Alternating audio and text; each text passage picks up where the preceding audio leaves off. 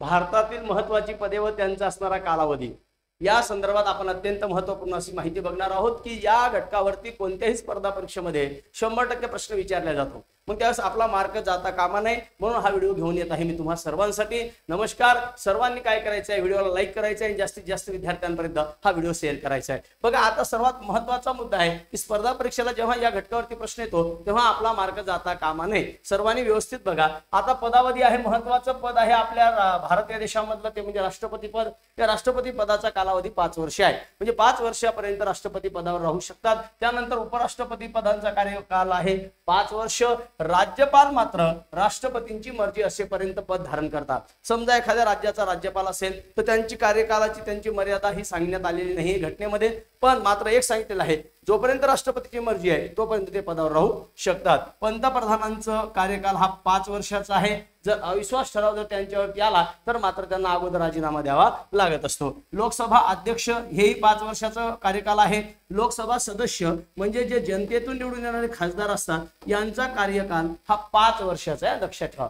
लोकसभेचा सदस्याचा कार्यकाल हा 5 वर्षाचा आहे। मात्र राज्यसभेचे जे सभापती असतात ज्यांना आपण उपराष्ट्रपती या ठिकाणी म्हणतो, म्हणजे उपराष्ट्रपतीचा कार्यकाल आणि हा उपसभापतीचा कार्यकाल राज्यसभेच्या हा मात्र सेम आहे, सारखा आहे 5 वर्ष। मात्र राज्यसभेचे जे सदस्य असतात हे जे खासदार असतात या खासदारांचं जे काही कालावधी आहे हा 6 वर्ष आहे। लोकसभेचा 5 वर्ष यांचा मात्र 6 वर्ष आहे। राज्यसभेचा कालावधी नाही, जसा लोकसभेचा 5 वर्ष आहे तसा राज्यसभा हे स्थायी सभागृह आहे, कायमस्वरूपी याचं विसर्जन होत नाही। महालेखापाल 6 वर्ष।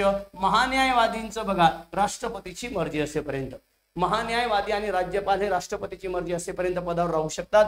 मुख्यमंत्री एखाद्या राज्याचा असेल तर 5 वर्षापर्यंत मुख्यमंत्री त्या पदावर राहू शकतो, पण तो अविश्वास ठरावाला संबंधात त्यालाही राजीनामा द्यावा लागतो। विधानसभेचे जे आमदार असतात बघा या आमदारांचा कालावधी हा 5 वर्षाचा आहे, म्हणजे 5 वर्षापर्यंत ते पदावरती आमदार म्हणून आमदार पद धारण करतात।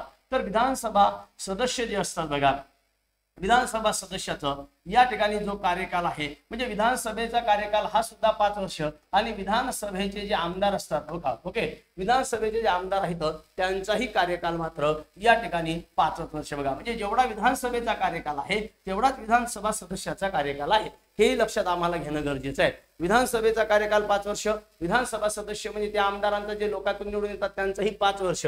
विधान परिषदेच्या मात्र सदस्याचं 6 वर्ष आहे, जसं की राज्यसभेसारखं बघा। लोकसभा आणि विधानसभा कार्यकाल समान दिलेले आहे, तसंच राज्यसभा आणि विधान परिषदेचा कार्यकालही समान आहे। म्हणजे बघा विधान परिषदेचा कार्यकाल 6 वर्ष आणि विधान परिषद हे नष्ट होत नाही, विसर्जित करता येत नाही, म्हणजे हे कायमस्वरूपी आहे, स्थायी सभागृह आहे। सर्वोच्च न्यायालयाचे न्यायाधीश सगळ्यात महत्त्वाचा मुद्दा आहे, हे वयाच्या 65 वर्ष होईपर्यंत त्या पदावर राहू शकतात। समजा त्यांचं 65 वर्षापेक्षा जास्त वय झालं त्यांना राजीनामा द्यावा लागतो किंवा त्यांना निवृत्त करून त्यांच्या ठिकाणी दुसऱ्या सर्वोच्च न्यायालयाच्या न्यायाधीशांची नेमणूक केली जाते। उच्च न्यायालयाचे जे न्यायाधीश असतात बघा त्यांचं 62 वर्ष, थोडंसं लक्षात ठेवा। उच्च न्यायालयाचे न्यायाधीश असतील तर 62 वर्ष, सर्वोच्च न्यायालयाचे न्यायाधीश असतील तर मात्र 65 आणि कनिष्ठ न्यायालयाचे न्यायाधीश असतील तर 60 वर्ष, हे थोडंसं लक्षात ठेवा। बघ कनिष्ठ 60, त्याच्यानंतर उच्च न्यायालय 62 आणि सर्वोच्च न्यायालय मात्र 65। आता UPSCचे जे अध्यक्ष सदस्य आणि अध्यक्ष असतात त्यांचं 6 वर्ष किंवा जास्तीत जास्त वयाची 65 वर्ष होईपर्यंत, हा महत्त्वाचा मुद्दा आहे। 6 वर्षापर्यंत त्यांची कालावधी असतो, पण जर त्यांना कदाचित एखाद्यास त्यांना 63व्या वर्षी जर नेमणूक करण्यात आली असेल तर त्यांना जास्तीत जास्त फक्त 2 वर्ष मिळतात, म्हणजे याचा अर्थ 65 वर्षापर्यंत UPSCचे सदस्य अध्यक्ष असू शकतात। MPSCचे अध्यक्ष व सदस्य 6 वर्ष किंवा जास्तीत जास्त 62 वर्ष। इथे UPSC असल्यामुळं 65 आणि MPSC असल्यामुळं 62। तर हा व्हिडिओ नक्कीच तुम्हाला आवडला असेल, जास्तीत जास्त विद्यार्थ्यांपर्यंत शेअर करा, कारण हा व्हिडिओ दिसायला फार जरी छोटा दिसत असेल तर या व्हिडिओच्या माध्यमातून तुमचा 1 गुण किंवा 2 गुण हे मात्र 101% फिक्स होणार आहे। यासाठी सदैव तुमच्या सोबत विश्व मराठी ऍप्लिकेशन आणि मी स्वतः सतीश शिंदे सर या ठिकाणी आहे। धन्यवाद।